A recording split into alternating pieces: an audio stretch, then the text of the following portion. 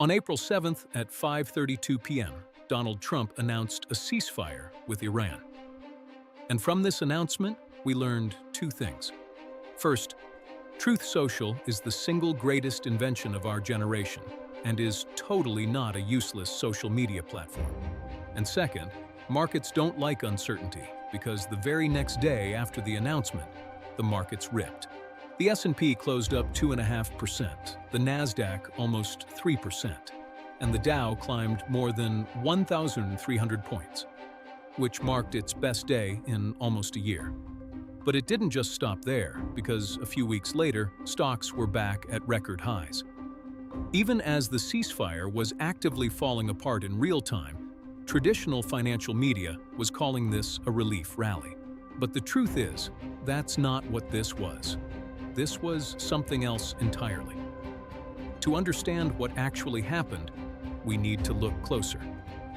You first need to understand what Wall Street looked like going into this, because there's a lot more to this story.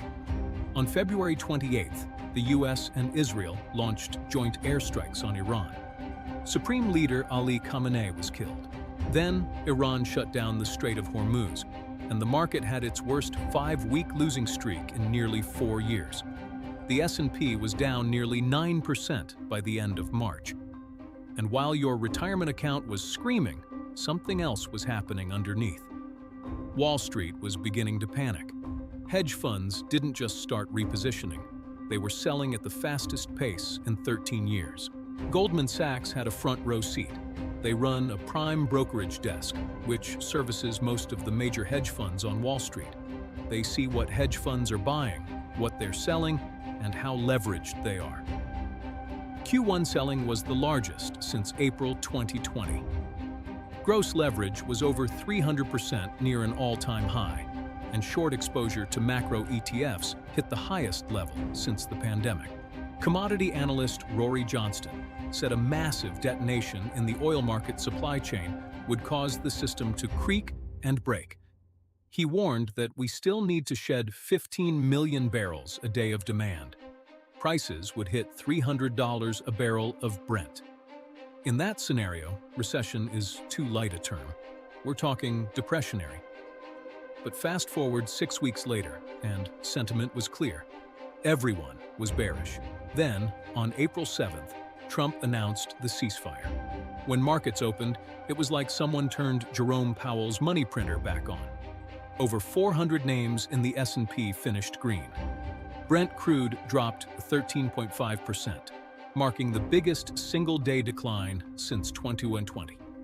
According to intelligence firm Windward, only 5 outbound carriers moved through the strait. This is a 96% decrease in activity. How can there be a relief rally based on world peace if there's no peace? The answer is a good old-fashioned short squeeze. When you short, your betting prices drop. If the price goes up instead, you have to buy them back at a higher price. When enough people get margin calls, they all buy back at once. That buying pushes the price up, triggering more buying. But the squeeze was only the first domino. Next, commodity trading advisors, or CTAs, enter the story. These are systematic, rules-based trading firms. They don't care about news. They follow trends. When the trend flips, their algorithms flip from short to long. It's mechanical trading. CTAs needed to buy back $86 billion of equities in 5 sessions. That's a top 5 buying speed print of all time. Then came the third domino, the options market. Dealers have to stay delta neutral, meaning they hedge by buying stock when customers buy calls. A squeeze plus a systematic flip plus dealer hedging. 3 dominoes falling one after another. That's the rally we saw. This isn't new. In 2018, Jerome Powell said the word patient, and the Dow exploded. The structure of the market has changed.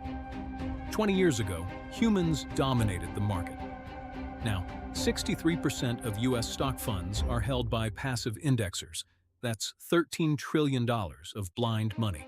The Magnificent Seven now makes up over 33% of the S&P 500. A massive chunk of the market is receiving allocation on default. Giant multi-strategy funds like Citadel and Millennium dominate. They run at high leverage with strict rules to sell immediately upon drawdown. Same-day options now make up 63% of trading. The dominant players aren't analyzing fundamentals. They're reacting in real time. The stock market we used to know is gone. What's left is a giant feedback loop of algorithms, passive funds, and dealers. If you're tired of the dumbed-down version of market news, hit subscribe. The headlines are just narratives used to rationalize the machine.